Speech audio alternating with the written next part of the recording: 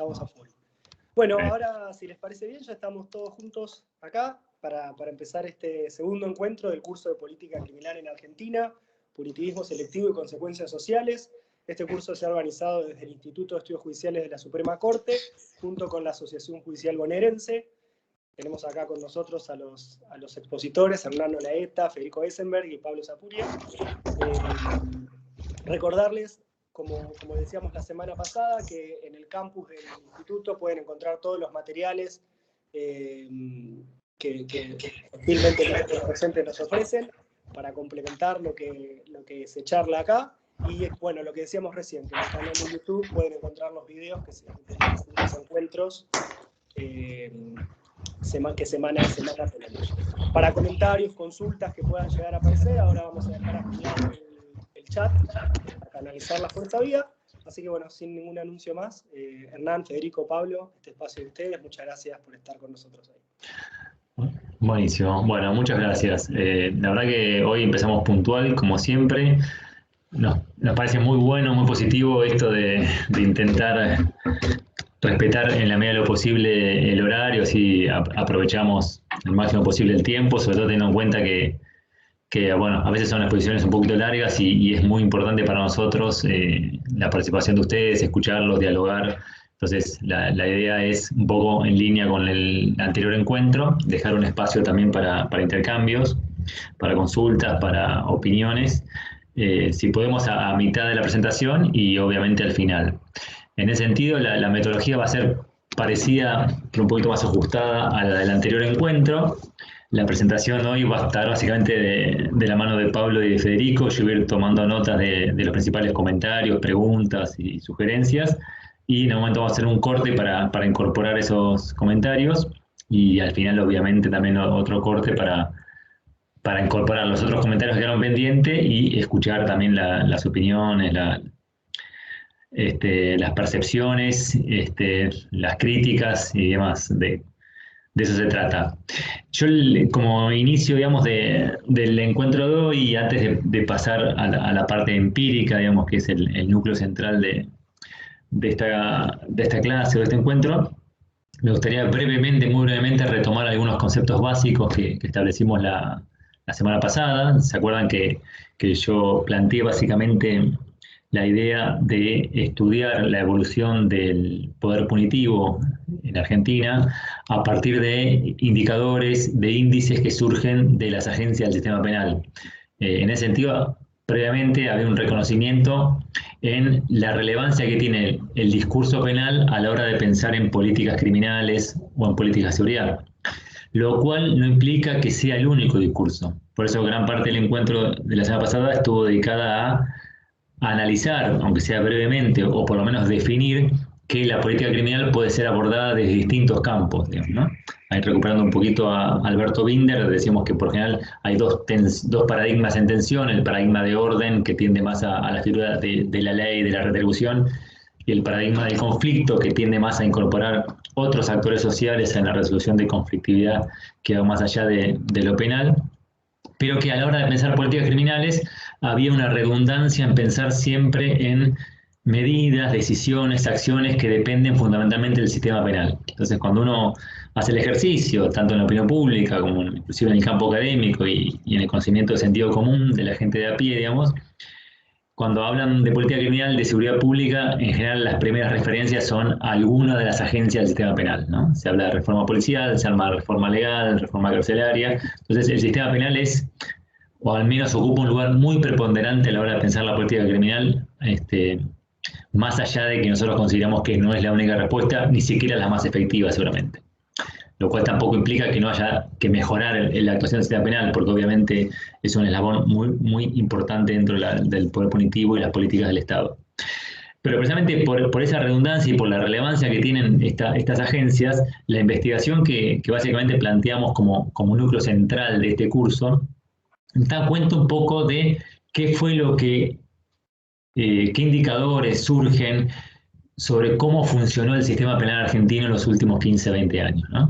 A la hora de pensar si verdaderamente hubo un cambio en la política criminal o en el poder punitivo en Argentina, decidimos retomar índices que surgen básicamente del sistema penal y del Congreso Nacional, digamos, ¿no? Es decir, bueno, ¿cuál fue la respuesta estatal que hubo al fenómeno criminal durante estos años? En el sentido, la investigación que ahora van a comenzar a comentar Pablo y Federico hace mucho hincapié en analizar los índices de los principales eslabones o agencias del sistema penal.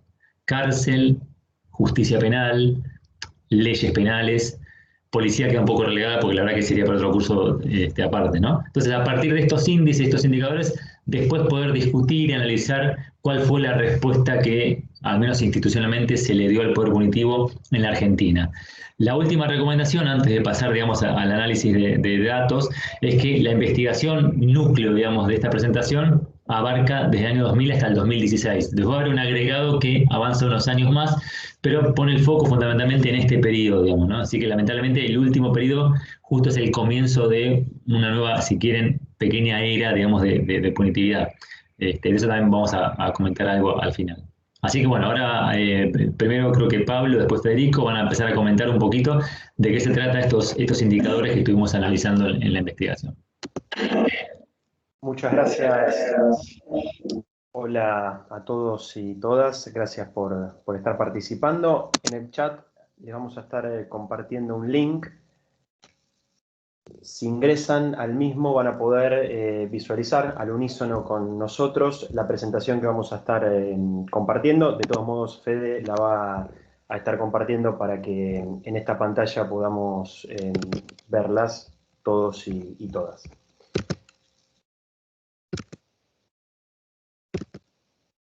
¿Aparece ahí? ¿Se ve, Fede? Yo no la veo. Ya voy, estoy tratando de compartirla. No, la verdad que no aparece.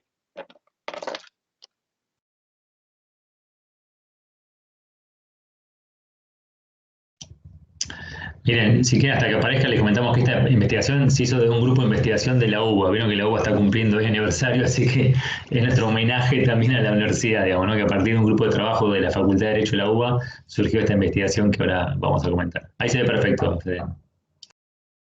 Perfecto, gracias, Fede.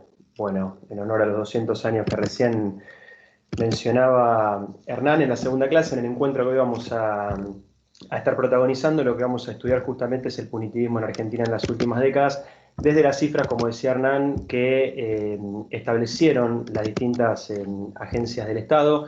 Vamos a estar analizando la evolución en los índices de punitividad, la ley penal, los delitos registrados, las condenas y la población carcelaria.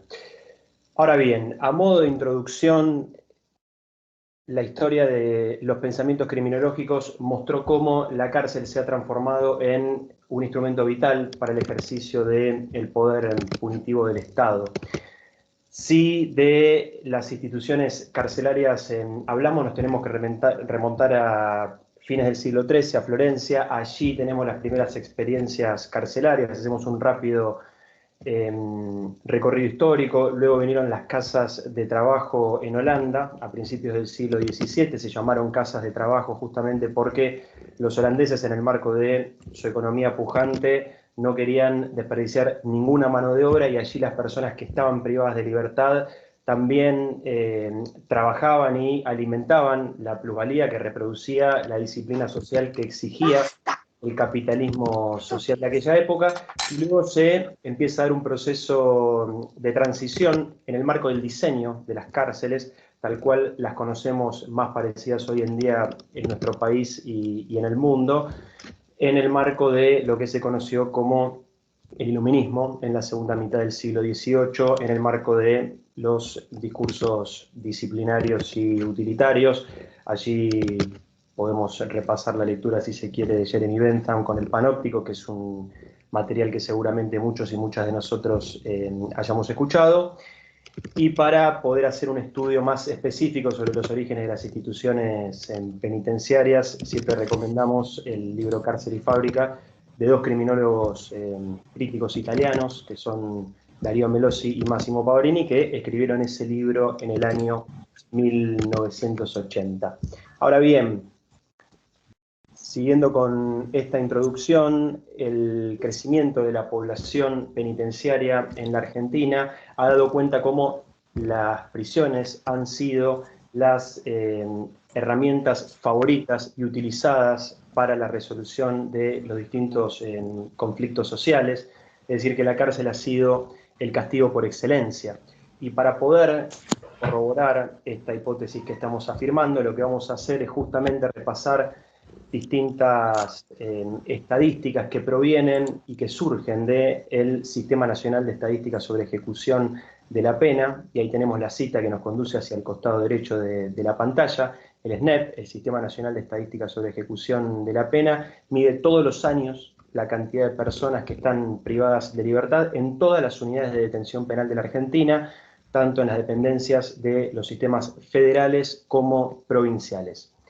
Ahora bien, cuando hablamos de un aumento del punitivismo, la definición que a nosotros nos gusta dar respecto del punitivismo es una utilizada por Máximo Soso en el libro que figura en el vértice superior, en el vértice inferior derecho ahí de la pantalla, que es Posneoliberalismo y Penalidad en América del Sur, que lo pueden encontrar googleando rápidamente, es un libro del 2016. Y cuando hablamos de punitivismo estamos haciendo referencia a el nivel de dolor o sufrimiento producido por el sistema penal. Ahora bien, cuando analizamos el punitivismo también tenemos que poder tener en cuenta aquellas medidas de control que son implementadas por el sistema jurídico, pero que no necesariamente son definidas como penas, como el caso, por ejemplo, de la prisión preventiva, que al ser aplicada genera mayor dolor o sufrimiento a las personas. Y también tenemos que poder complementar este análisis teniendo en cuenta el grado de intensidad o de severidad que aplica el sistema penal, como el caso, por ejemplo, de la sobrepoblación carcelaria o las violencias que se ejercen hacia dentro de las cárceles, que también incrementan el nivel de punitivismo de nuestro sistema penal. Es decir, un sistema penal va a ser más severo que otros en la medida en que genere mayor sufrimiento a las personas que lo padecen. Podemos pasar, Fede de Filmina. Ahora vamos a estar adentrándonos ya directamente, no sé, Fede, si se puede pasar, ahí va, perfecto, en el estudio que decía Hernán, que hemos protagonizado junto con distintos profesionales, investigadores, tanto de la Facultad de Derecho de la Universidad de Buenos Aires como de Ciencias Sociales también de la misma universidad, donde lo que hemos estudiado es el punitivismo en Argentina entre los años 2000 y 2016. Para eso, lo que hemos realizado es un análisis de fuentes penitenciarias, legislativas y de sentencias condenatorias. Hoy vamos a estar analizando concretamente estas tres variables con el objetivo de tratar de explicar las causas que dan cuenta de la inflación punitiva en Argentina. A este análisis le hemos planteado dos ejes transversales para poder explicarlo en mayor detalle, que son los ejes de estupefacientes y de género. Ambos análisis los vamos a estar viendo en el tercer y cuarto encuentro, así que paciencia con respecto a esas cuestiones que ya las vamos a estar analizando. Avancemos, Fede. Bien, lo que vamos a estar viendo durante esta primera etapa de la clase es concretamente de qué modo estas tendencias punitivas se materializaron en las cárceles de Argentina. Para eso, como dijimos, vamos a estar trabajando con los datos estadísticos que surgen del SNEP, el Sistema Nacional de Estadísticas de Ejecución de la Pena. Pasemos, Fede. El primer análisis que vamos a estar haciendo respecto de las estadísticas de las agencias del Estado son los vinculados con la evolución de la población penitenciaria durante el periodo que Hernán comentaba que estuvimos estudiando, 2002-2016. Ahí sobre la derecha vamos a poder ver los cuadros gráficos que nos muestran lo que vamos a estar usando. Y la información más importante que surge respecto de lo que en los cuadros estamos viendo es que entre el año 2002 y 2003 se registró el mayor aumento en términos porcentuales de la población penitenciaria, con un 12,33%. Año 2002 y 2003, cualquier relación con lo que estaba sucediendo en términos políticos en el país en ese momento, entendemos que no es pura coincidencia. Y si comparamos la cantidad de personas que estaban privadas de libertad en el año 2002, que eran 46.288, con las que tuvimos en el año 2016 en Argentina, que fueron 76.261, advertimos un alarmante crecimiento de la población penitenciaria, es concretamente de un 65%. Recién Hernán decía que no realizamos un estudio durante los últimos 5 años, es decir, 2007, 2018, 2019, 2020 y 2021, pero sí el SNEP continuó realizando estos estudios y en el año 2019, que fue el último informe que se hizo, en la Argentina teníamos privadas de libertad a 100.634 personas, lo cual nos da un incremento del 85% en los últimos 17 años, es decir, del 2002 al 2019, un 85% de incremento. Lo que nos invita a pensar si esta misma tendencia se repite en los próximos 17 años, qué tenemos que hacer con respecto a las políticas que vamos a implementar en términos del sistema penal para tratar de que este incremento no se siga potenciando. Pero bueno, son cuestiones que las vamos a estar analizando cuando nos adentremos en el intercambio. Pasemos Fede de Filmina y ahora nos vamos a estar adentrando en el segundo análisis, que es la evolución por jurisdicción en nuestro país, lo cual nos da cuenta de que la mayor parte de la población penitenciaria en nuestro país se encuentra enmarcada dentro del servicio penitenciario bonaerense. Para el año 2016, las personas presas en la órbita del servicio penitenciario bonaerense representaban el 44%. Esto es un total de 33.698 personas presas en la provincia de Buenos Aires, y le siguen el sistema penitenciario federal y el cordobés con el 15 y el 10% respectivamente. En este cuadro, insistimos, luego van a poder tener acceso, ya está subido al campus este material, después lo pueden analizar en detalle, pero allí tienen con mucha claridad el incremento en cada una de las provincias durante el periodo que estamos analizando. Recordemos que por las características de nuestro sistema político, en nuestro país coexisten cárceles federales que están administradas por el Poder Ejecutivo Nacional y cárceles provinciales que se encuentran bajo la órbita de los gobiernos provinciales que integran el gobierno en territorio nacional. Pasemos de Filmina, Fede. Y ahora el tercer eje que vamos a estar analizando es la evolución por edad durante el periodo analizado. Y allí lo que encontramos es que la franja etaria que más personas privadas de su libertad contempla es aquella que es aquel grupo que tiene entre 25 y 34 años de edad, a las personas que osciló entre un 38 y un 42% durante el periodo analizado, y le siguen a esa franja, atención con este dato, entre el 2002 y el año 2019, las personas entre 21 y 24 años. El porcentaje de personas privadas de libertad entre 21 y 24 años comienza un descenso a partir del año 2010, teniendo en cuenta que para el año 2002 este grupo etario contemplaban el 23% de las personas privadas de libertad, mientras que para el último año de nuestro análisis, el 2016, eran el 17% de la población, mientras que se puede observar un aumento en la población adulta de personas entre 35 y 44 años, ya que para el año 2002 eran del 18% y finalizan durante el 2016 con el 23%. Hay variados análisis que podemos hacer respecto a esta disminución que la población entre 21 y 24 años sufrió a partir del año 2010, y quizás esto se puede explicar por algún tipo de políticas sociales que durante el año 2010 en adelante estuvieron dirigidas hacia ese sector de la población. Por último, decir que el grupo de jóvenes adultos, es decir, las personas que tienen entre 18 y 20 años de edad, para el año 2002 representaban un 9% de las personas privadas de libertad en Argentina, mientras que para el año 2016 disminuyeron un 5%. Por último, las personas entre 45 a 54 años ascendieron del 8% en el 2002 a un leve aumento del 10% en el año 2016. Las personas entre 55 a 65 años de edad, como ahí figura en el gráfico, en ningún momento del periodo analizado superaron el 6%. Pasemos de Filmina, gracias Fede, y nos adentramos ahora en la evolución de acuerdo a la situación legal de las personas privadas de libertad.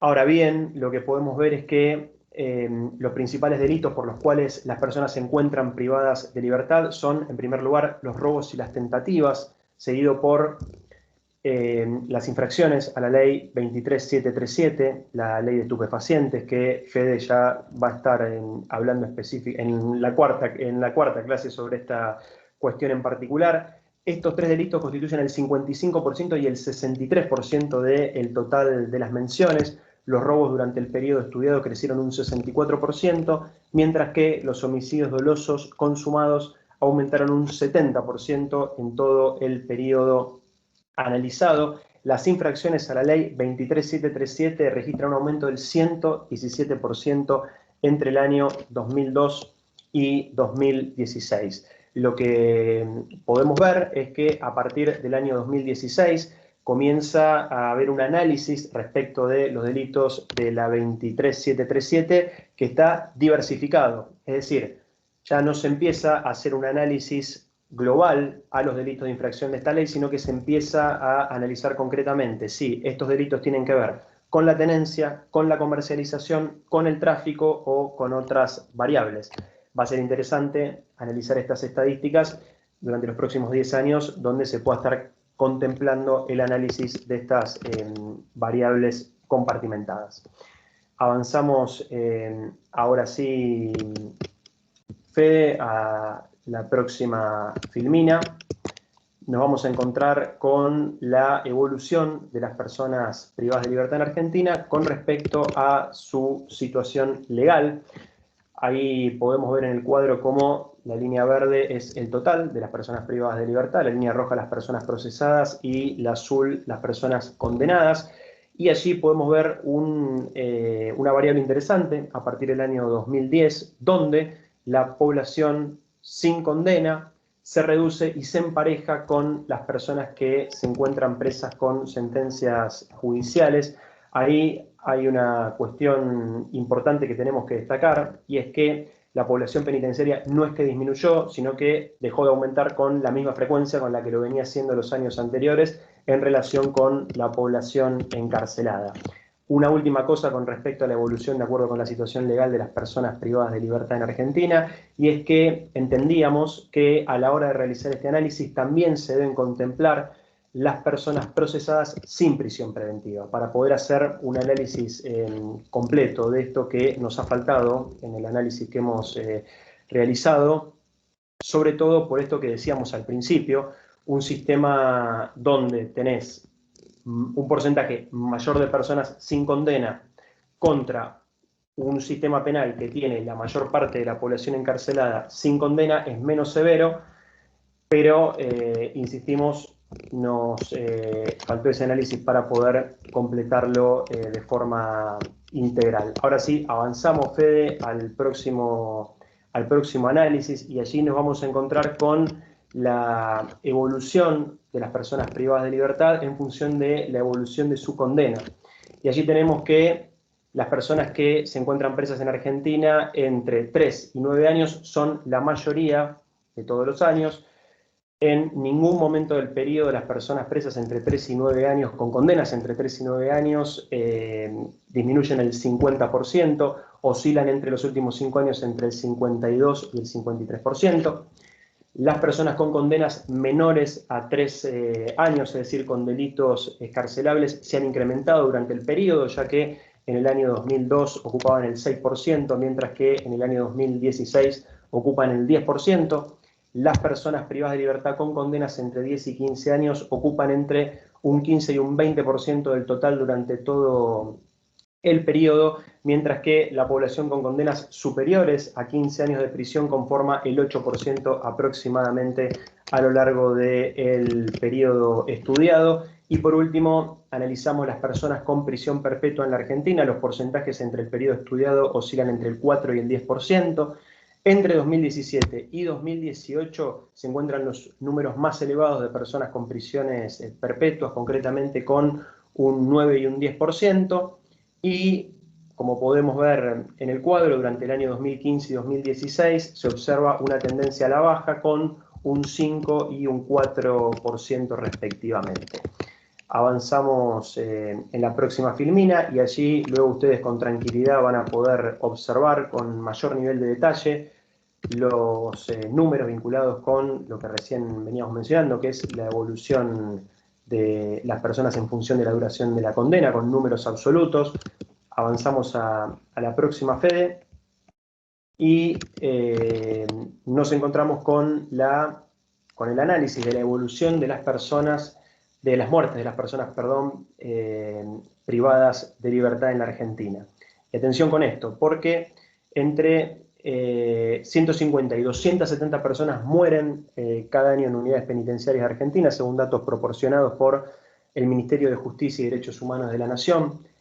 La cantidad de personas muertas en prisión durante los últimos 4 años se ha visto en incremento, al igual que la sobrepoblación informada en Argentina. Ahora, cuando analicemos las conclusiones preliminares, vamos a hacer un análisis un poquito más específico sobre la evolución de las personas, de la muerte de las personas privadas de libertad. Y ahora sí, avanzamos, Fede, para lo que va a ser la última filmina en relación al análisis de la población penitenciaria, y nos encontramos con la evolución de la sobrepoblación carcelaria informada en Argentina, y allí nos encontramos con que el año 2002 ha sido el año de mayor sobrepoblación carcelaria en la Argentina, con el 17%, y desde el año 2013 en adelante se puede ver un incremento acelerado de la sobrepoblación penitenciaria, llegando a un 12% de sobreocupación para el año 2016. Recordemos que la sobrepoblación carcelaria se calcula en relación a la cantidad de alojados en relación con la cantidad de plazas informadas que realizan los distintos sistemas penitenciarios. Una cuestión que me quedó en el tintero respecto al análisis cuando nos referíamos a la evolución de la población penitenciaria. Recordemos que habíamos dicho que entre los años 2002 y 2003 se había registrado el mayor aumento durante el total del periodo, que era del 12,33%, pero allí me había quedado pendiente mencionar que durante todo el periodo estudiado, los únicos 2 momentos en que tenemos una disminución de la población penitenciaria son en la Argentina los años 2006 y 2007. Fede esto lo va a estar analizando próximamente con mayor nivel de detalle, pero se podría quizás explicar esta disminución en la población penitenciaria por el fallo Berbisky del año 2005 y la posterior sanción de la ley provincial en la provincia de Buenos Aires, 13.449, que modificó el sistema de excarcelaciones en dicha provincia. Ahora bien, Fede, pasamos a la próxima filmina. Hay una breve interrupción, Pablo, si me permitís. Hay alguna persona con el micrófono abierto y se escucha mucho un ruidito de teclas de fondo, así que nuevamente les pedimos a todos, por favor, que silencien, así no se escucha el sonido de fondo. Gracias. Gracias, Hernán. Ahora bien, conclusiones preliminares. ¿Y por qué decimos conclusiones preliminares? Básicamente porque el dinamismo propio de la temática que estamos analizando y la multiplicidad de factores interdisciplinarios que intervienen en estos análisis no nos permiten realizar definiciones absolutas sobre lo que estamos analizando, pero sí lo que fuimos diciendo nos permiten acercarnos a determinadas conclusiones, las cuales las podemos observar en la filmina, y la primera es la expansión de la población penitenciaria durante todo el periodo analizado. Dijimos que entre el 2002 y el 2016 hubo un incremento del 65%, y también hemos mencionado que en el año 2019, con 100.634 personas, en los últimos 17 años la Argentina registra un incremento del 85% de personas privadas de libertad. Respecto de las muertes en prisión, entre los años 2002 y 2016 en Argentina murieron 3.096 personas.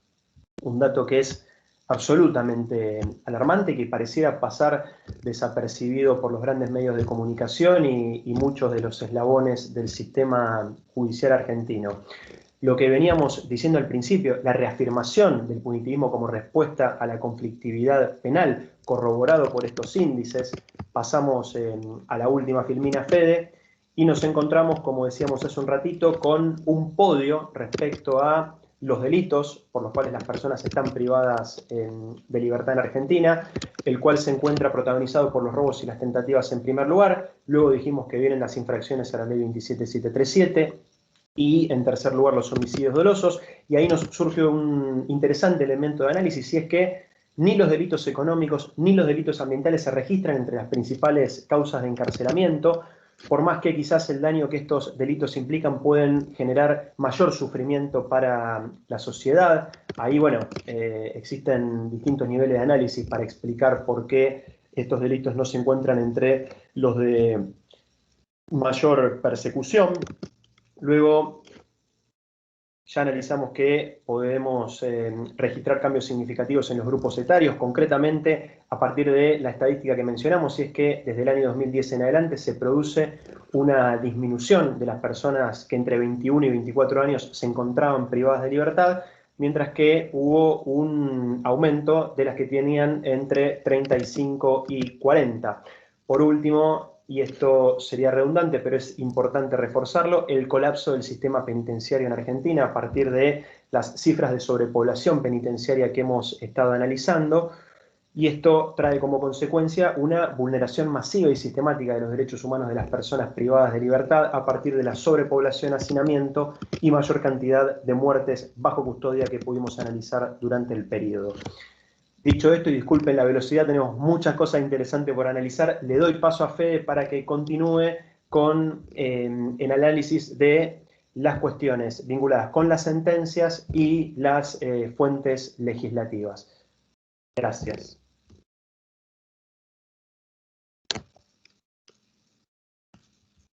Hola, hola, hola. Te escuchamos. ¿Se me escuchan? Bueno, voy a compartir pantalla de vuelta. Lo único, no puedo yo verlos a ustedes, tampoco me puedo ver a mí, y no puedo saber si el micrófono está prendido o apagado. Así que les pido que si se llega a apagar el micrófono o algo, me avisen, ¿sí? Perfecto, te vemos y te escuchamos bien. Perfecto. Un segundo.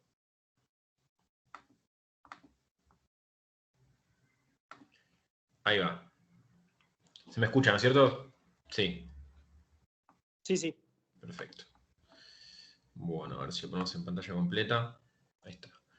Bueno, mi nombre es Federico, ya creo que me presenté el encuentro pasado. La idea es poder, en función y en base a todo lo que Pablo estuvo explicando, digamos, en relación a los índices o a los indicadores de la población carcelaria, empezar a estudiar otros indicadores. En este caso vamos a ver lo que son las fuentes legislativas y lo que son las fuentes de las sentencias condenatorias, como para poder empezar de a poco, digamos, a trazar algunas definiciones vinculadas con quizás las razones o los motivos que generan una situación tan crítica a nivel penitenciario, ¿sí? Vamos a arrancar con la parte de las fuentes legislativas y quizás después vamos a hacer un stop para algunas preguntas y después continuamos con la parte de condena según cómo vengamos de tiempo. Bueno, este es, digamos, un esquema rápido de lo que vamos a ver. Vamos a tratar de ver un poco de los proyectos ingresados y sancionados, las reformas del Código Penal, la Ley 23737, que nos vamos a ocupar con mayor detalle en la clase 4, las leyes en materia de género que van a ser analizadas en la clase 3 por Pablo, y después lo que es ejecución de la pena, bueno, y algunos conceptos teóricos de punitividad y algún periodo que me interesa particularmente resaltar. Bueno, vamos a arrancar con proyectos ingresados y sancionados. En primer lugar, decirles que a la hora de analizar se nos enfrentó un problema rápidamente, que era el de las fuentes, digamos, de dónde conseguíamos las fuentes, ¿no? Y el sistema de registro del Congreso no brinda la posibilidad de identificar la norma penal y separarla del resto de las normas, con lo cual era una búsqueda difícil, y la herramienta que utilizamos fue la de proyectos ingresados a las comisiones. Ustedes saben que creo que es la ley orgánica del funcionamiento del Congreso, obliga a que todo proyecto que tenga cláusula penal pase, digamos, por las comisiones, tanto de la Cámara de Diputados, de la Cámara de Senadores. Desde que existen, ingresan proyectos, se tratan, y luego está el texto final que va a debate en el Congreso. Esta fue la fuente que utilizamos nosotros. Es un problema, digamos, a nivel de precisión, pero bueno, me parecía interesante destacarlo.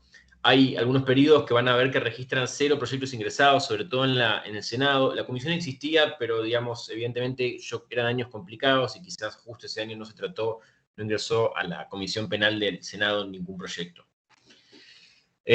Como verán, digamos, ahora vamos a ver los números, la suma, digamos, pero el porcentaje, digamos, de proyectos ingresados se mantiene bastante estable, quizás hacia el final del periodo. Recuerden que estamos hablando de 2000-2016, se acelera un poco, y en el 2006 es como un año particular en donde hay como una gran cantidad de proyectos ingresados, pero para tener en cuenta, me gustaría empezar a destacar, porque esto nos va a servir después quizás para extraer algunas conclusiones, esto de que, digamos, los proyectos ingresan a las comisiones o ingresan a las cámaras y no necesariamente se tratan ese año y no necesariamente se tratan en los próximos 3 o 4 años, ¿sí? Esto es importante tener en cuenta, que un proyecto que se sanciona en el 2005 puede haber ingresado en el 2002. Eso me parece importante, o en el 2001.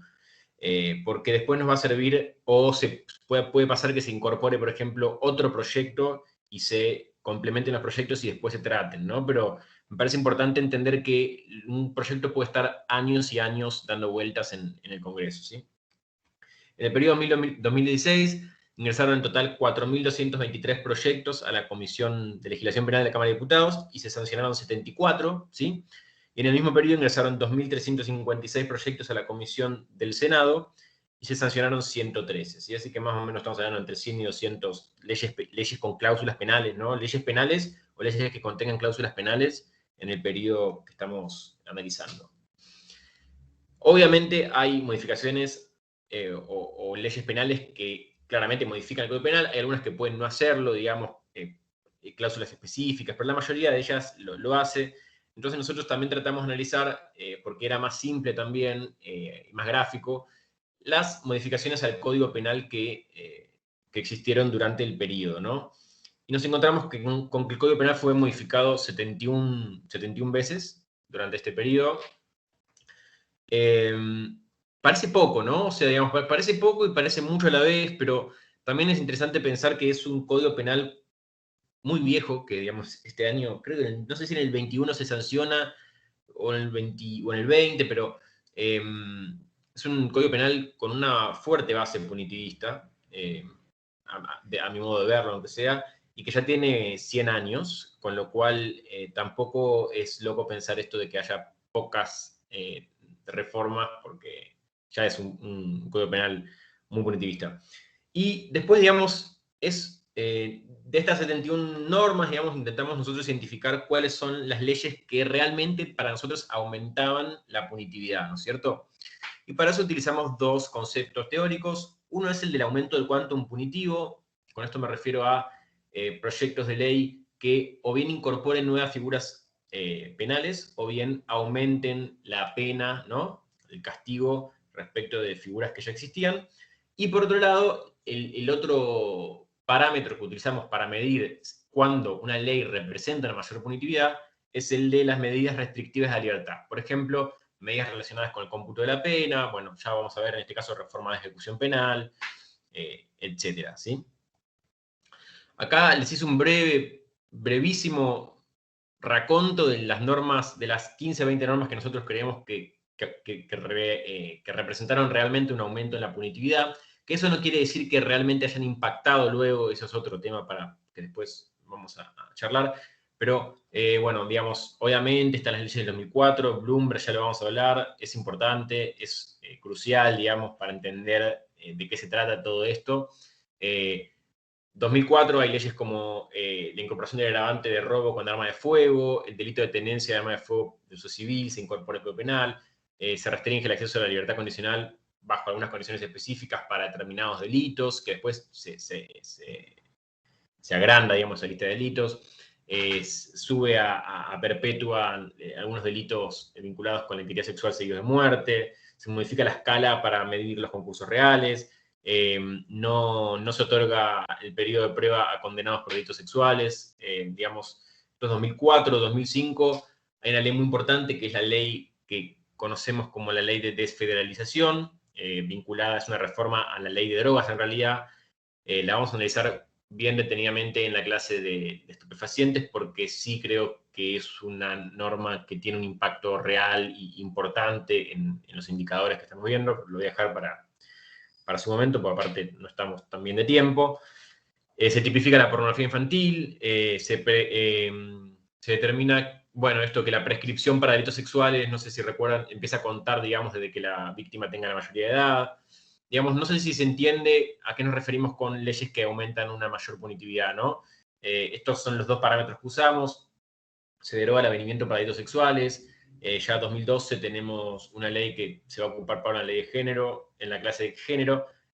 Bueno, se incorpora la participación de la víctima en la libertad para determinados delitos, la incorporamos como una ley que aumenta la punitividad en cuanto y en tanto, de alguna forma se restringe un beneficio, digamos, uno puede estar a favor o en contra, digamos, puede tener una opinión, pero la realidad es que se restringe un beneficio porque se incorpora un nuevo requisito para el otorgamiento de la libertad, se incorpora la figura de explotación infantil, se introduce la figura de contactar con una persona menor por internet, se modifican los delitos relacionados con los delitos sexuales, se tipifica un delito nuevo y reciente, en 2016, que es la carrera de perros, ilegales, ¿no? Bueno, la conducción imprudente seguida de muerte, y después hay otra reforma de la ley de drogas que también vamos a ver oportunamente.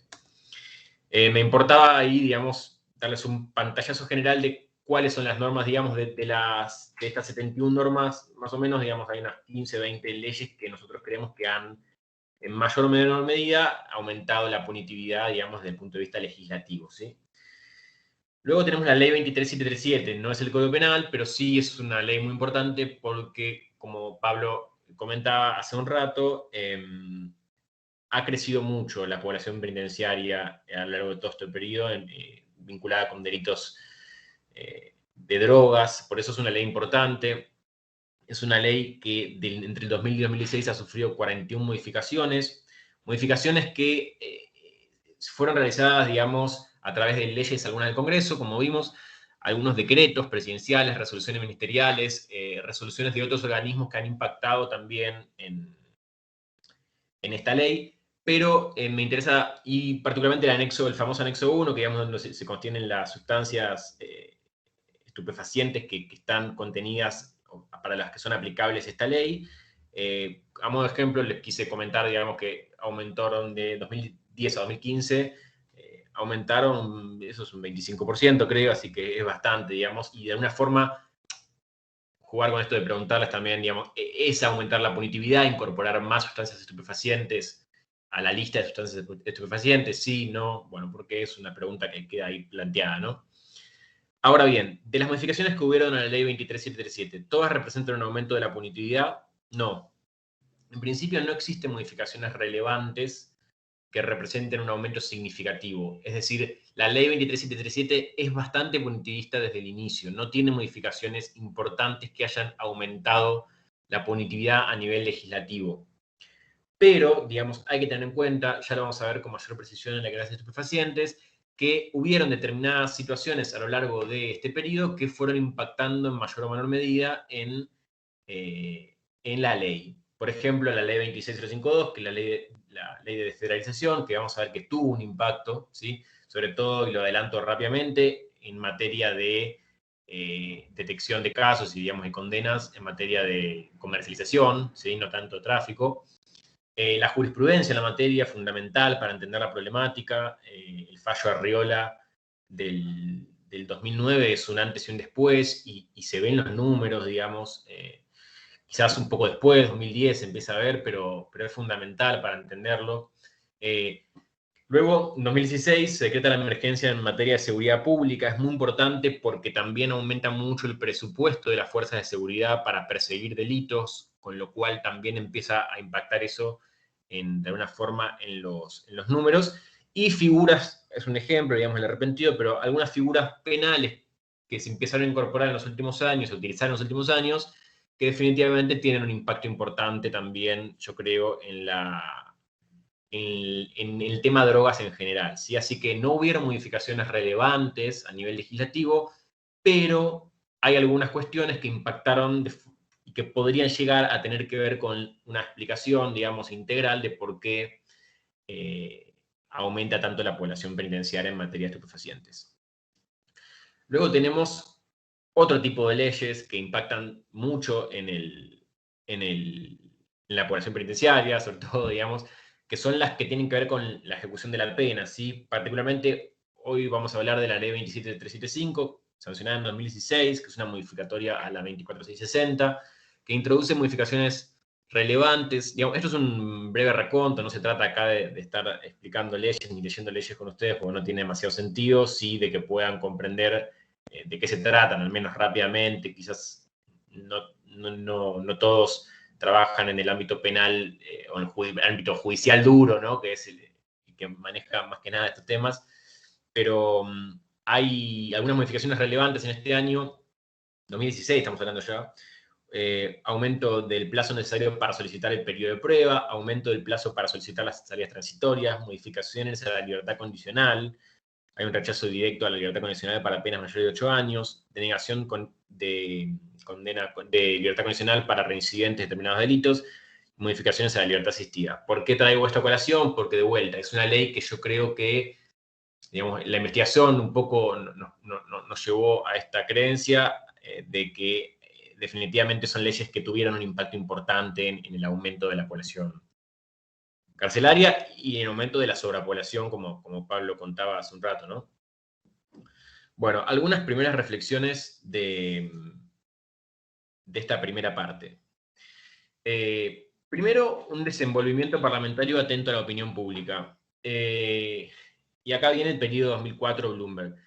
Después, si quieren, más hacia el final de la clase, o ahora hacemos un break, ahora vemos cómo hacemos, podemos charlar un poco de esto, pero Bloomberg es fundamental para entender el proceso que comienza, yo creo, en el año 2004. Hay muchísimos escritos sobre Bloomberg, hay muchísimo para recomendar. Todos los autores más importantes que es de derecho penal han escrito sobre el tema. Particularmente a mí me gusta un artículo que creo que no sé si lo está en el campus o si no lo comparto después, pero un análisis que hace Sebastián van den Doren, en donde, digamos, de alguna forma explica el trasfondo o el detrás de escena de la ley Bloomberg, en donde nos trae ideas, digamos, tales como que los proyectos ingresaban al debate parlamentario casi sin dictamen de comisión, realmente. Es más, él hace todo un análisis, digamos, vinculado a entrevistas con determinados asesores de legisladores, y por ejemplo el senador Giustiniani consta en el debate parlamentario que al momento de la votación manifestó a viva voz que no tenía el texto final de la ley, por ejemplo, de una de las leyes de 2004.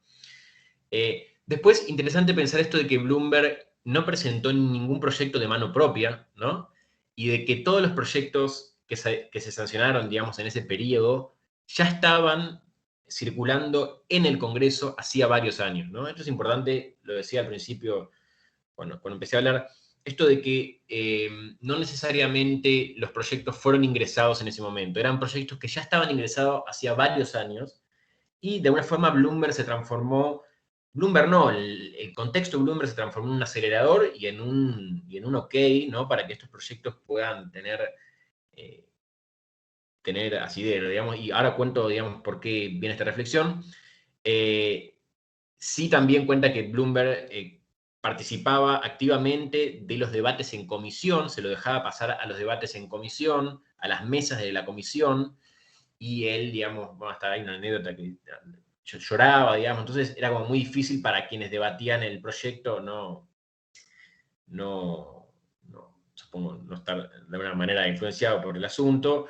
Entonces, por un lado, plantear este tema Bloomberg, que ahora me gustaría, si quiere alguno hacer alguna reflexión, y después pensar en que a grandes rasgos en materia legislativa estamos viendo que aparentemente habría dos momentos importantes, que después los vamos a reflexionar junto con la información que hay de condenas. Una es el 2004, 2005, ¿no? Todo ese periodo marcado por Bloomberg, y otro periodo importante marcado en 2016, si se quiere, que comienza en 2016 y que después vamos a ver un poco de información un poco posterior que pude rescatar de un artículo de Hernán. Pero más que nada estos dos momentos, ¿no? 2004, 2005, 2016, dos momentos en donde hay un aumento de la punitividad en cuanto a, al menos en materia legislativa, interesantes porque son muy similares y muy diferentes de la misma manera, a mi modo de verlo, ¿no? Digamos, hay un concepto que trae Soso, él plantea, digamos, este esquema del punitivismo desde arriba o desde abajo, creo que alguien lo mencionó la clase pasada, yo creo que a grandes rasgos y en un primer análisis se podría identificar el periodo de 2004-2005 como un periodo más vinculado con el punitivismo desde abajo, y quizás el periodo que ya comienza en 2016 tuvo una marcada línea ya de punitivismo, si se quiere, desde arriba en cuanto a que, digamos, la política pública en materia de seguridad tenía que ver con esto, digamos, ¿no? Pero al mismo tiempo la paradoja de que hay determinadas informaciones, como las que le conté recién, que dicen que en realidad los proyectos de Bloomberg, de la época de Bloomberg, venían de una época anterior, ¿sí? Entonces, esto que no sería tan, digamos, punitivismo desde abajo, y al mismo tiempo, esto es a mi modo de verlo, ¿no? Pero en el 2016 se incorpora, digamos, es gobierno, un partido político quizás bastante atento a la opinión pública, entonces, digamos, también poder pensar en clave la política pública, de alguna forma, estaba vinculada a lo que la opinión pública cree. Entonces, digamos, así como existen, y está bueno pensar en estos dos esquemas, también ponerlos en cuestionamiento a través de determinados datos empíricos de la realidad y de, bueno, el análisis que pueda hacer cada uno. No sé qué prefieren, si hacer un parate acá y hablar un poco sobre todo lo que dijo Pablo y lo que recién les contaba, o continuar y, digamos, hacer un espacio al final. Yo no puedo ver a nadie las caras ni nada, así que hable a alguien y dígame qué piensa. Tony 24. Tony 24. ¿Le damos todo corrido? Sí, hay algunos comentarios, pero si quieren, tal vez por un tema práctico, por el horario, seguimos un poquito más y terminamos la parte de exposición y dejamos para el final todos los comentarios, si les parece bien. Excelente. Bueno, vamos entonces con sentencias condenatorias, el otro indicador que nos parece relevante para analizar esta cuestión de la punitividad. Sentencias condenatorias, traducción es condenas, ¿no? Condenas en el país. Bueno, condenas en el país. A nivel Argentina, digamos, es difícil analizar, pues, un país grande con muchas jurisdicciones, pero en principio, digamos, ahí como se ve en el gráfico, hay un aumento importante, acelerado desde el 2013 en adelante, y cierta estabilidad, si se quiere, a nivel país desde el 2003 hasta el 2013, ¿sí? Pero esto es más interesante, ¿no? Verlo por provincia, porque de alguna forma es difícil analizarlo globalmente. Acá tenemos, acuérdense que es información a la que pueden acceder desde el campus, y creo que Pablo puso el link también en el chat, con lo cual pueden ingresar, utilizar, es pública. Particularmente, digamos, vemos que hay un aumento en términos generales, digamos, como decíamos recién, desde el 2013. Hay un porcentaje a nivel país muy importante de la provincia de Buenos Aires, digamos, es muy determinante lo que pasa en la provincia de Buenos Aires, como lo que pasa en la provincia de Buenos Aires en cualquier ámbito, digamos, es un poco el termómetro del país. Entonces, de alguna forma, hay un marcado incremento del 2013 al 2015, 2016, que se ve después a nivel país marcado. Por eso decía que es difícil analizar a nivel país, ¿no? Y acá separé, digamos, el cuadro específico de sentencias condenatorias en la provincia de Buenos Aires, porque de alguna forma está organizado también el curso para un público más que nada de la provincia de Buenos Aires, creo, corríjanme si no es así, pero vamos a ver que hay una variación porcentual año a año, acá la pueden seguir, ¿sí? Y en la última columna es muy interesante el porcentaje de las condenas en la provincia de Buenos Aires en relación a las sentencias totales del país, ¿no? Arranca con un 37%, digamos, o sea, sería un 37% de las sentencias de todo el país son de la provincia de Buenos Aires, y va aumentando, viendo un pico hacia el año 2010-2011 en cuanto a porcentaje sobre de sentencias, y en términos nominales vemos que también hay un aumento importante hacia 2015 y 2016. ¿Sí? Acá tenemos un gráfico que de alguna forma traduce un poco los números de recién. Hay un pico muy, muy importante en 2010-2011, ¿sí? Luego se vuelve baja un poco la curva y vuelve a aumentar mucho en 2015-2016. Hacia el final de la clase vamos a poder rescatar algunos datos del 2017-2018 también, que les voy a compartir. Voy a apurar, así tenemos tiempo de... Con cantidad de sentencias condenatorias perpetuas, acá lo que pudimos medir fue, digamos, las condenas perpetuas a nivel país. Acá pueden ver ustedes el porcentaje a nivel total de las sentencias que son perpetuas. Es bajo o alto, depende cómo se lo quiera ver, pero digamos un 0,30, por ejemplo, en el 2003, un 0,35 del total de las sentencias del país eran sentencias a perpetua. Sí hay un aumento importante en el 2010, ¿sí? Muy relevante, así que eso es como destacable. Acá vamos a ver lo mismo, 2010 y 2015 son, digamos, los picos más importantes de las sentencias perpetuas. Es difícil, de vuelta, digamos, al analizar sentencias y condenas, hay un problema que es el del Poder Judicial, digamos, es muy difícil poder interpretar los datos sin tener en cuenta el contexto del Poder Judicial, las situaciones que fue atravesando a lo largo de los años. Hay muchísimos trabajos también sobre la historia del Poder Judicial y sobre las características del Poder Judicial que impactan después en las sentencias, en cómo sentencia, en cómo canaliza, digamos, la punitividad del Poder Judicial de alguna manera. Así que tengamos en cuenta eso. Acá la cantidad de sentencias condenatorias por infracción a la ley 23737, la ley de estupefacientes, aumenta mucho. Lo vamos a ver con detenimiento la clase 4, pero es muy importante a nivel país y a nivel población penitenciaria. Acá vamos a ver un gráfico de una aceleración impresionante del año 2010, más o menos. Hay realmente una aceleración muy grande, posiblemente vinculada a la ley de desfederalización, entre otras cosas. Y acá lo que les quise mostrar es un poco una actualización de 2017-2018. Acuérdense que, digamos, los datos se producen hacia fin de año y después hay que analizarlos y hay que esquematizarlos, así que, digamos, es difícil tener datos recientes sobre las cuestiones. Sí me parece importante destacar la importancia de analizar datos, digamos, viejos para construir política pública hacia el futuro. No alcanza con analizar dato presente, es necesario analizar dato pasado. Acá vamos a ver también que la curva es ascendente y se pronuncia todavía más hacia el año 2017, hacia el final del periodo, ¿sí? Acá estábamos mirando sentencias condenatorias registradas. Acá estamos con evaluación anual del monto de las condenas, ¿sí? Vamos a ver que hay, me tapa el cartelito, a ver si me dejan, ahí está. Hay un importante aumento en el año 2014 de las sentencias de reclusión por más de 5 años, ¿sí? Eso es como a destacar. Acá tenemos un análisis de evolución anual de la población penitenciaria. Esto de alguna forma Pablo lo traía al principio, pero acá se incorpora en los años 2017-2018, en donde si miran ustedes la curva, hay un incremento pronunciado y acelerado, muy acelerado del aumento de la población penitenciaria, ¿sí?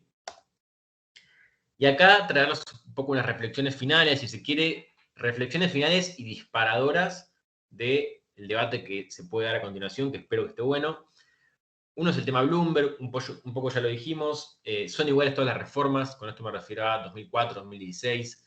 ¿Hay aumento de la punitividad en esos periodos? Y aparentemente sí, pero ¿por qué? ¿No? Y empezar a indagar un poco sobre el por qué, sobre si los procesos que generan este aumento de la punitividad son iguales, son distintos, la situación del país, ¿no? Modificaciones a la ley de ejecución penal son fundamentales para entender qué es lo que sucede con la punitividad en la Argentina. Esto de que hasta el 2016 no hay reformas significativas en materia de drogas, que lo vamos a ver con mayor detenimiento hacia la última clase, quizás hacia el último encuentro.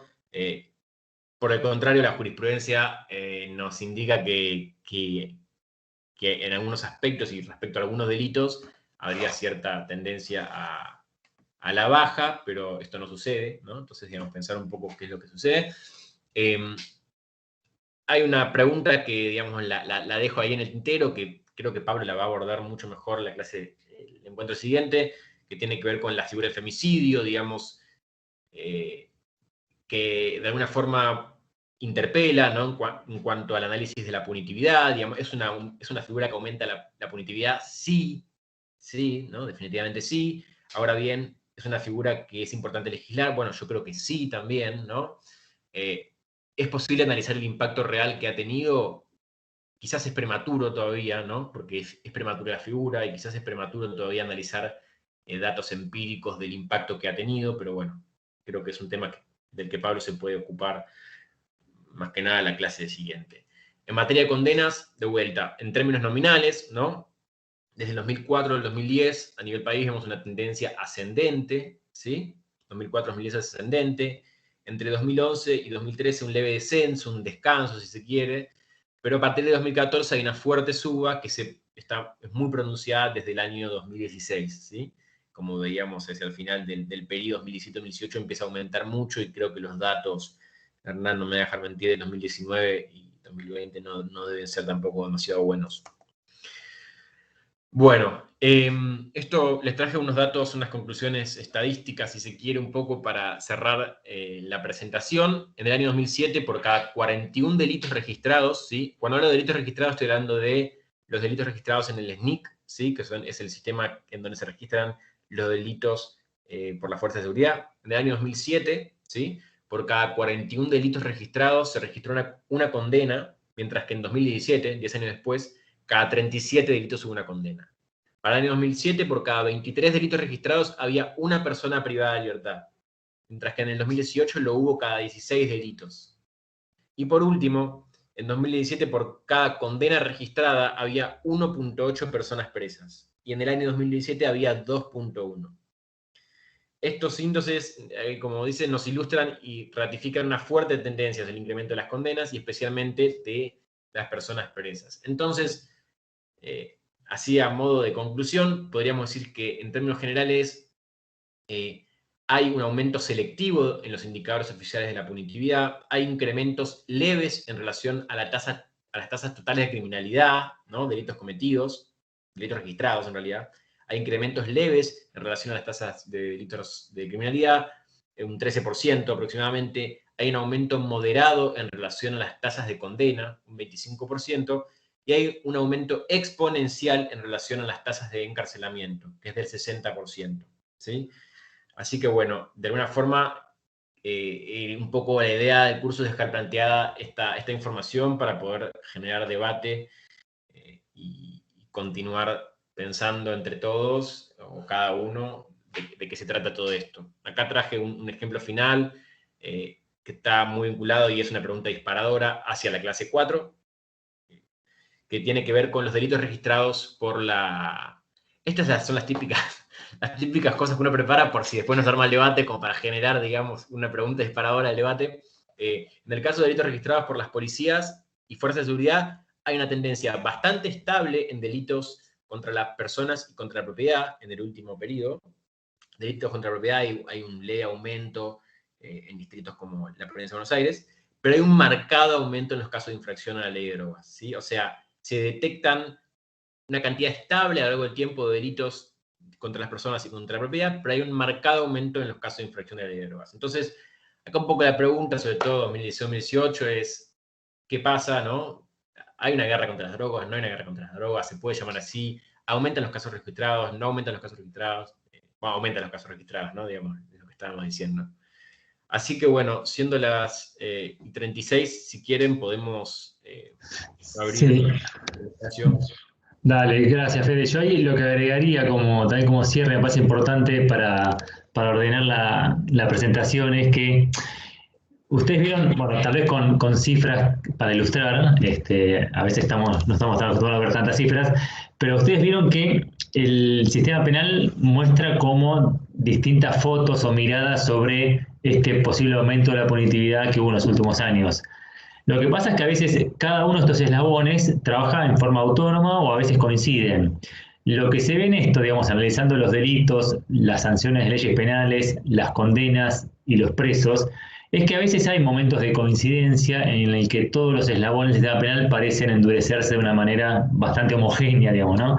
A veces el ejemplo de 2004 es interesante para ver una parte de este eslabón, que es la parte de la figura de reformas de leyes penales, pero tal vez en el 2004 no se vio tanto impacto a nivel carcelario, por ejemplo. Hay momentos en el que cada eslabón del sistema penal va como en paralelo, dando respuestas más punitivas, y hay momentos en el que parece como alinearse. Justamente el final del periodo analizado y lo que vino después, digamos, 2016-2018, muestra esta aparente coincidencia, digamos, entre muchos indicadores del sistema penal que van aumentando, digamos, ¿no?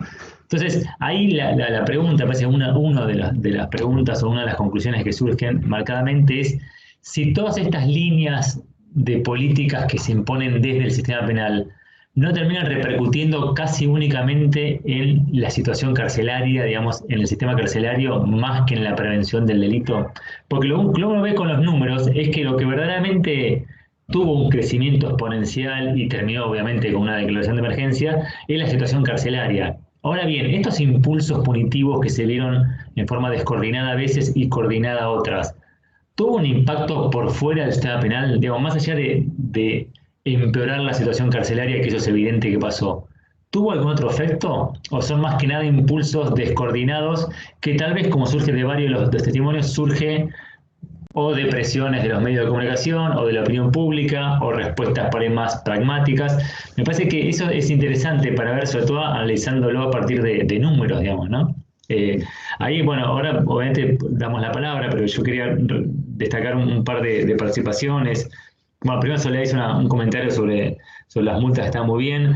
Romina y Sebastián también hablaron mucho en puntos de contacto con respecto a la opinión pública, la necesidad de generar debates transparentes por fuera, digamos, incluso de cierto uso que hace a veces de los debates punitivos los medios de comunicación.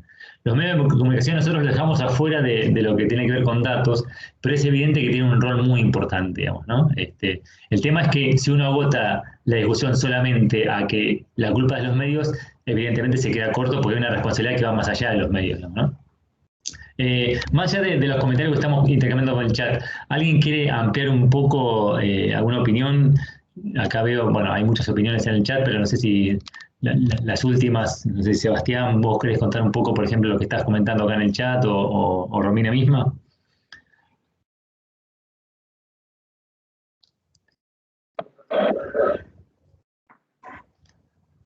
Bueno, no sé si...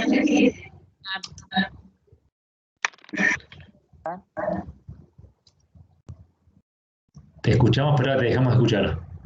¿Sí? No, pero no sabía si Sebastián había habilitado el micrófono primero. Ah, sí. A ver que hable él, si no.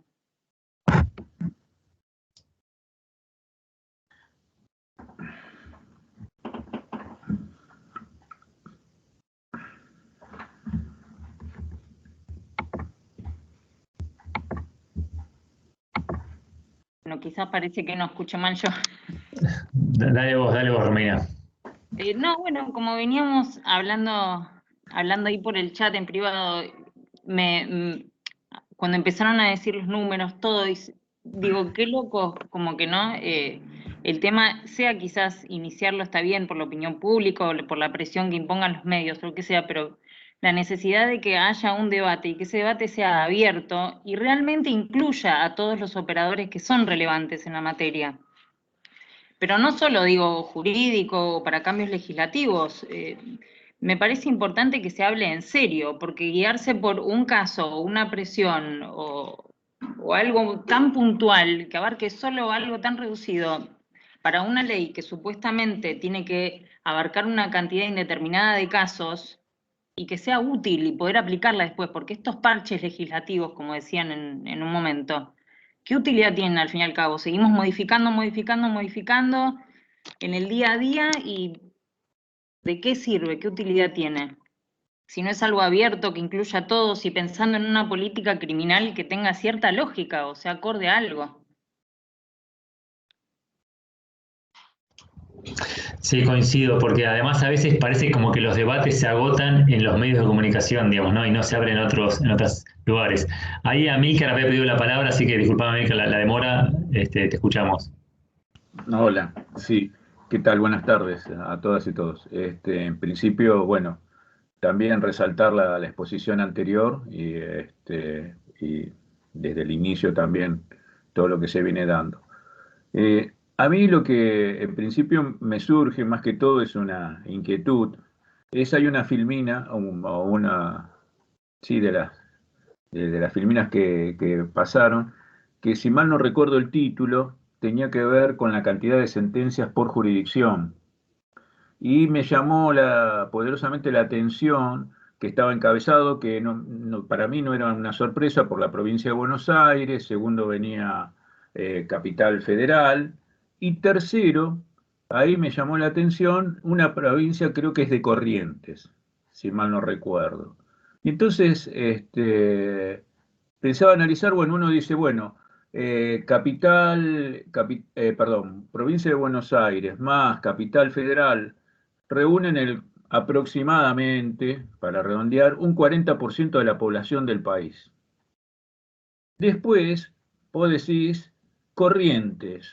Digo, pero Corrientes es en el norte, lo que se dice el norte grande, pertenece a una de las provincias periféricas que, bueno, tienen un alto nivel de vulnerabilidad social, ¿no? Y eso es como que ahí habría que ver también, no sé, desagregar quizás esos datos. Amílcar, ¿cómo ¿Eh? estás? Sabés que Hola.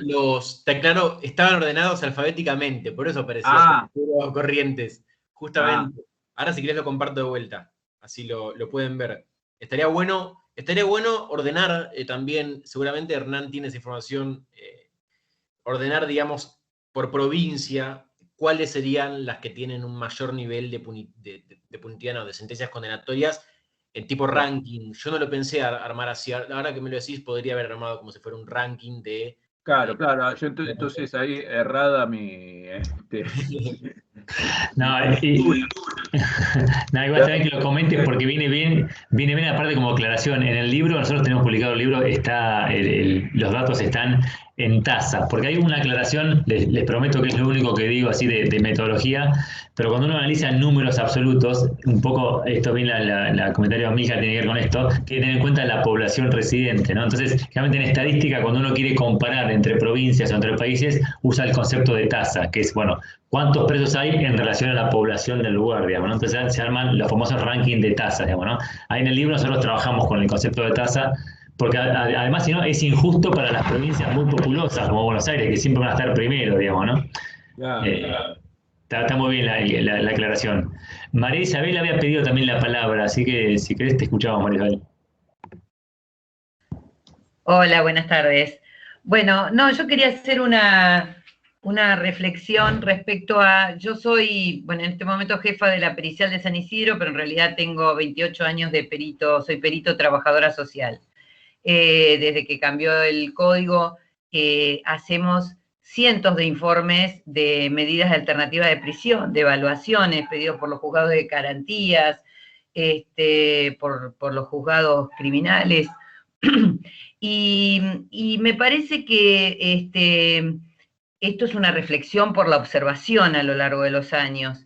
Uno, según el tipo de informes que se hace, porque sabemos que se pueden hacer distintos informes tomando diferentes variables, y también con un compromiso del operador de una manera o no, ¿no?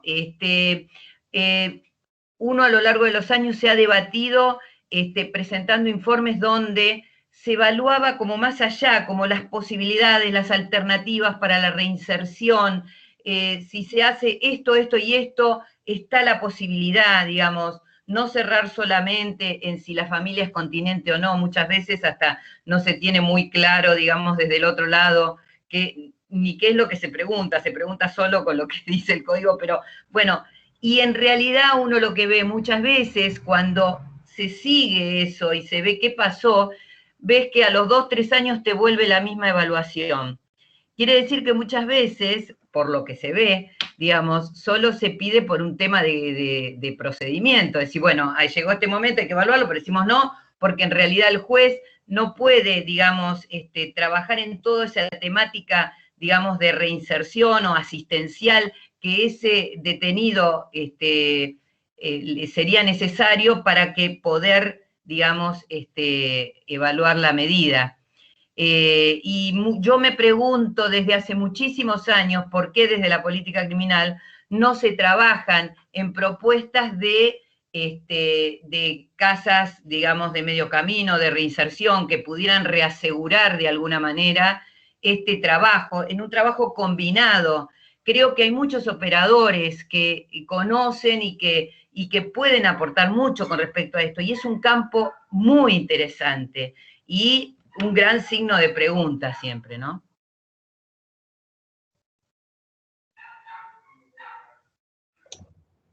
Exactamente, comparto plenamente lo que decís. Siempre cuando se piensa en diseño de políticas, estamos hablando en términos generales, ¿no? Se tienden a respuestas un poquito como entre comillas mágicas, y por ahí no tienen en cuenta el trabajo previo que tienen las instituciones, digamos, ¿no? Me parece que ahí, inclusive recuperando algo que decía Romina y juntando lo que decías vos, me parece que hay actores que son muy importantes dentro del sistema penal que a veces no son oídos, ¿no? Entonces, cuando uno piensa, bueno, ¿en base a qué se diseñan las políticas criminales? Y la respuesta es más fácil a veces, que el termómetro parece estar más en la opinión pública que en los técnicos, digamos, ¿no? A veces, digamos, escuchar esas voces, recuperar esas voces que vienen de los operadores de la justicia, la defensoría, las propias unidades de detención y demás, o inclusive el claustro académico, pero escuchar la opinión del especialista, del operador, lamentablemente no es una costumbre, ¿no? Por ejemplo, cuando uno analiza la reforma legislativa, que es como la primera respuesta a mano que tiene el Estado, en general se cae más en lugares comunes, en repetición de eslogans, que en saberes técnicos. La verdad que eso es lamentable, digamos, ¿no? Bueno, acá hay varios comentarios también que hablan del Código Penal, digamos, ¿no? Fede comentaba el Código Penal de 1920, creo que es sancionado en 1921 y se aplicó en 1922. Debe ser el Código Penal con más parches de la historia mundial prácticamente, ¿no?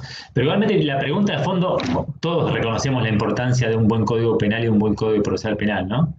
Pero la pregunta de fondo sigue siendo si la política criminal del Estado debe limitarse a la reforma legal o no, digamos, ¿no? Estos indicadores nos están mostrando que el sistema penal actúa de distintas formas, en distintas velocidades, pero el impacto que tiene la realidad delictiva tal vez no es tan influyente como el impacto que tiene en el sistema penal mismo, propiamente, digamos, ¿no? Entonces ahí me parece que hay que dar el salto a pensar también otras opciones a la hora de pensar en políticas criminales, ¿no? No agotar, digamos, la receta penal. No sé si había alguna mano levantada. Y está también, ¿hay alguien más? Eduardo Vega, ¿puede ser? Si quieren hablar. Adelante, Eduardo.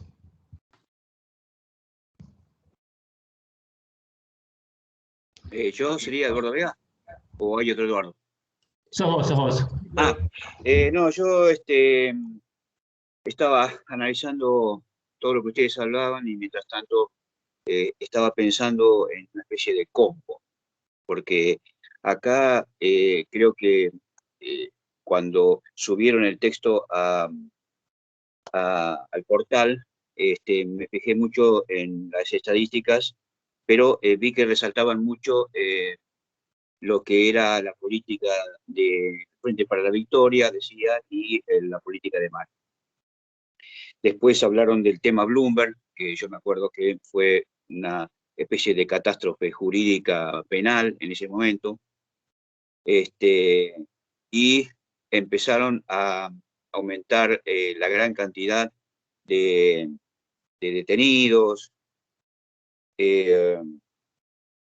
yo, de acuerdo a, vengo leyendo, me gusta mucho leerlo a Zaffaroni, y me gusta mucho escuchar muchos autores que se dedican a hablar sobre estos temas, y muchos coinciden en algo que, y esto lo digo del desconocimiento. Recién Isabel hablaba de algo que ya tiene el dato mucho más importante, lo que decía, por ejemplo, también ahí Federico, pues no digo Hernán, de que lamentablemente no se escuchan los que saben. y todos coinciden en algo importante que son los negocios. Y esto parece como que en la cárcel hay muchos negocios que son muy rentables y parecería como que los medios de comunicación de los que recién nombraban, esos medios de comunicación no son medios de comunicación, son grandes empresas que manipulan la información. Y a veces, depende de los gobiernos que estén, pueden manipularlo para un lado o para el otro, como por ejemplo en la época de Bloomberg, donde se metían presos personas por cualquier cosa. En la época de Macri también se han detenido, se han metido presos a gente por cualquier cosa, por vender chipa. Yo creo que, aparte otra de las cosas que estaba mirando, es decir, en el Congreso hay un canal muy interesante, que todo lo debe conocer, que habla sobre los diputados TV y sobre senadores. Ha caído mucho la calidad de las personas que integran hoy el Congreso.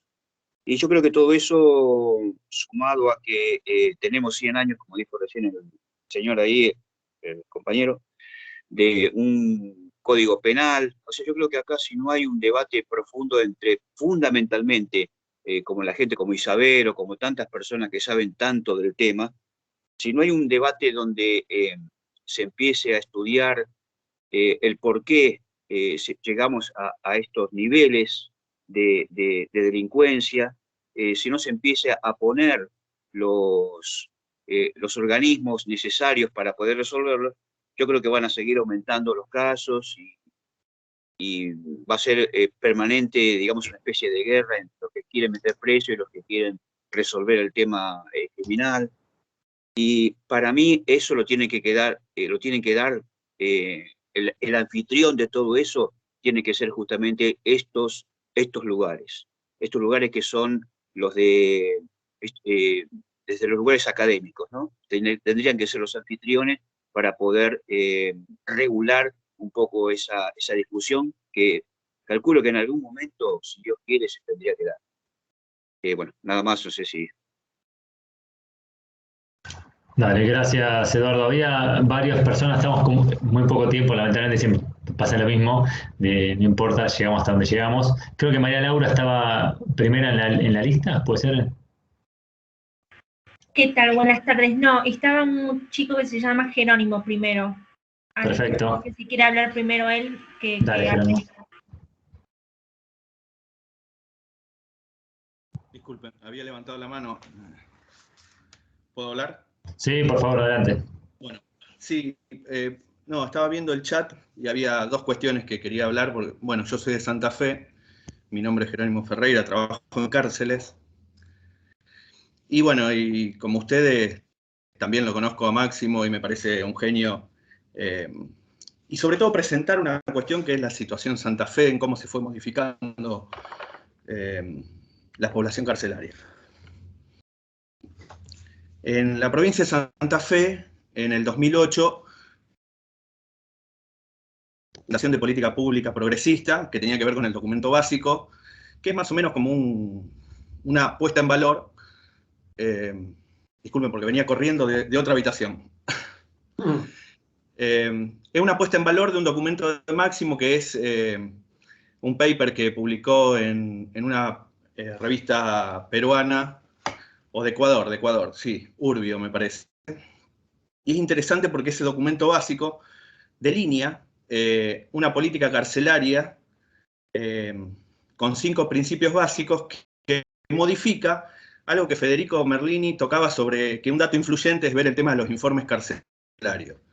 Esa política carcelaria modificaba o digamos, daba el puntapié inicial para la modificación de lo que son los equipos técnicos dentro de la organización carcelaria. En ese caso, nosotros estamos hablando de organismos técnicos criminológicos, que son aquellos que hacen los informes. ¿Y de qué manera se hacen esos informes?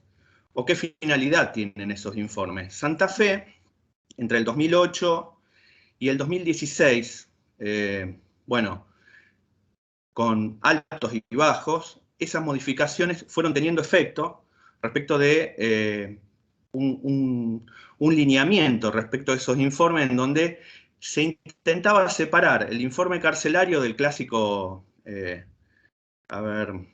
la clásica perspectiva criminológica positivista, digamos, que casi todos los organismos criminológicos heredan en la Argentina, por más que no adhieran expresamente a ello. Pero en el 2016 empieza a surgir nuevamente la necesidad, y creo que también esto tiene que ver con un interés judicial, de que los informes criminológicos sean dictámenes que arriben a conclusiones favorables o desfavorables respecto de las libertades de las personas que cumplen condena. Y eso terminó generando, en el 2017, justo coincide con la modificación, a mí me parece llamativo esto, que coincide temporalmente con esta modificación a nivel legislativo, que es la 27375, que modifica centralmente produciendo nuevas restricciones al acceso a salidas transitorias, libertades condicionales y libertades asistidas. Entonces, en la parte de, digamos, de la ejecución de la pena, podemos notar cómo no solo el Poder Legislativo, digamos, a través de esta modificación en la ley, sino el Poder Judicial, a través de la demanda a la administración carcelaria, de informes que puedan generar restricciones respecto de las libertades, es decir, que ellos tengan alguna herramienta como para decir que no. Esto aumenta claramente la población, no en esos años, y nosotros dentro de la cárcel lo vemos los aumentos posteriores, es decir, las restricciones de la 27375 se empiezan a ver a partir del 2020, que es cuando aquellos nuevos condenados empiezan a acceder a los tiempos legales para el acceso a las áreas transitorias. Pero sucede otra cuestión más, y que me parece que esto, digamos, esto no es apreciación mía, sino de criminólogos locales, de la escuela de Soso, en donde hay algo que se conjuga, que es el juicio abreviado, y algo que es digamos, las formas de llevar a un juicio rápido aquellas detenciones infraganti. Digamos, yo no me acuerdo cómo es el nombre, disculpen, yo no soy abogado. ¿Cómo? Flagrancia. Flagrancia. Cuando se combina flagrancia con los juicios abreviados, empieza a aumentar rápidamente la cantidad de condenados dentro de las cárceles. Entonces, si yo comparo la población carcelaria de las unidades penitenciarias de Santa Fe, no me voy a centrar en el SNEP, porque si bien el SNEP, las cantidades de personas carcelarizadas las tiene claramente identificada, el SNEP no es muy claro. Por ejemplo, yo dudo mucho de la forma en que se releva otra parte de la información sobre el tema educativo, por ejemplo, religioso, trabajo, porque conozco a la gente que lo carga y sé de la forma en que lo carga y no es muy preciso. Pero entre el 2008 y el 2016, la población carcelaria se duplicó. Hoy vengo de una unidad carcelaria muy emblemática de la provincia de Santa Fe, que es donde ocurrió hace un par de meses esa famosa evasión por el tejido.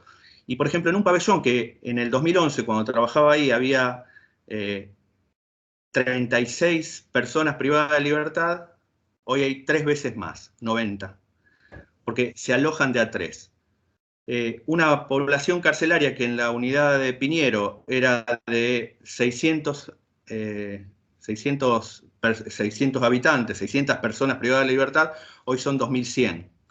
Entonces, la organización carcelaria hoy no solo cuenta con las herramientas restrictivas de la parte legislativa, sino con también las demandas judiciales que le dicen que los informes deben contener valoraciones de las personas respecto de la reintegración social. Nosotros hablamos de reintegración en el término de barata, pero el término legal es reinserción social. ¿Cuáles son los indicadores de reinserción? Bueno, los psicólogos utilizan bastante términos muy complejos y nada claros al momento de tener que tomar decisiones sobre salidas transitorias y libertades, y esto restringe mucho más la salida. Entonces, el aumento de población está, creo, abonado como si fuera una gran palangana que recibe agua desde distintos lugares. por un lado, la administración, que da los recursos como para sostener, digamos, las demandas de la justicia. Por el otro lado, la sociedad, que le demanda al poder legislativo, al poder político, al poder político, que baje la conflictividad social, vamos a decir, que baje la tasa de delito. Y cada una de esas intervenciones lo que generan es la acumulación dentro del sistema carcelario, no solo de personas, sino de problemáticas que van ahondando todavía más las problemáticas barriales, porque la forma de reintegrarse a la sociedad no está viabilizada de una manera programada. El Estado, digamos, lo único que hace es cumplir la guardia y custodia, como lo hace el servicio penitenciario, y solamente abre las puertas en los momentos en que se cumplen las penas, porque generalmente son penas cumplidas, vencidas, sobre todo con las modificaciones del artículo 56 que modificó ahora la 23735. Jerónimo, discúlpame, estamos un poquito ya pasado de tiempo. ¿Podrías ir redondeando porque queda gente por hablar y...? Está bien. Lo que quería decir que en Santa Fe coinciden a lo mejor esas fechas. En el 2008, Máximo puede identificar cómo empezaban a bajar las tasas de encarcelamiento en la provincia, que después empiezan a subir y ahora están en un ascenso, digamos, bastante marcado. Creo que el otro día estuvo hablando en un trabajo en donde él expone más o menos las mismas categorías que ustedes tienen en el aumento de población. Pero también tiene que ver no solamente con las modificaciones, para mí, digo esto, no solamente las modificaciones legislativas, sino algunas modificaciones administrativas que son generadas por los mismos tribunales cuando le demandan al personal penitenciario, digamos, a la administración penitenciaria, que realicen informes, que muchas veces esos informes son ficticios, porque no hay capacidad de establecer un futuro, digamos, de establecer cuáles son las conductas futuras de las personas de forma seria, de forma científica. Y hay gente que asume esos lugares y llena esos informes con categorías que son poco entendibles por el Poder Judicial, y lo único que hacen es mantener presa a la gente. Ahí quería. Sí, está perfecto lo que decís y va en línea, digamos, con lo que estamos pensando nosotros. Hay un montón inclusive de prácticas institucionales, administrativas y demás que terminan impactando en esta realidad punitiva y penitenciaria. Y vos además mencionaste en un momento institutos procesales, que también es otro tema que quedó afuera de esta presentación, pero que es muy relevante. Antes de dar la palabra a las dos o tres personas que quedan, obviamente pidiendo brevedad porque nos pasamos de tiempo y para ser respetuosos con la plataforma, estaría bueno por ahí estos comentarios y estas opiniones que la verdad que están buenas y son muy ricas, ver si también las podemos trabajar por mail y demás. La idea después es socializar, digamos, compartir todas esas opiniones y hacer un intercambio también en una especie de pizarrón comunitario. Así que invitamos también ahí a mandar por mail estas participaciones. Ahí, Fede, no me acuerdo cómo era el orden de los que quedan pendientes por hablar. Sebastián, creo que ya estamos, ¿puede ser? No sé si sigue Sebastián por ahí. Acá estoy. Bueno, en realidad tanto se dijo que es difícil, ya perdí el hilo, pero puedo decir lo que decía Jerónimo. En realidad yo había empezado por lo que era la difusión del debate, que siempre podría empezar por lo que siempre se habla de la justicia restaurativa, y siempre veo que la difusión hacia la sociedad hay que, en mi opinión, desde un punto de vista individualista, del beneficio que puede dar la sociedad, todas las prácticas, por ejemplo, restaurativas y todo, hay que hablarle, es difícil hablarle a la gente desde el otro, es más fácil hablarle desde el beneficio a uno, el beneficio menor costo y eso, más, y no tanto es muy difícil que la gente se ponga en el lugar de una persona que está presa, o que piensen entonces yo siempre veo desde el otro lado el beneficio que tiene la sociedad, y de ahí podemos ingresar el discurso de la justicia restaurativa y todos estos planteamientos que estamos haciendo. Esa era mi opinión.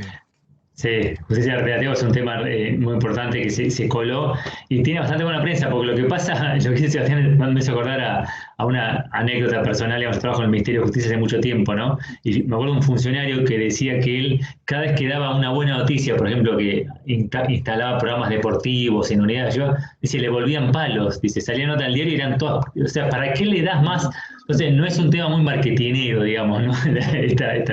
Pero es evidente que es muy importante.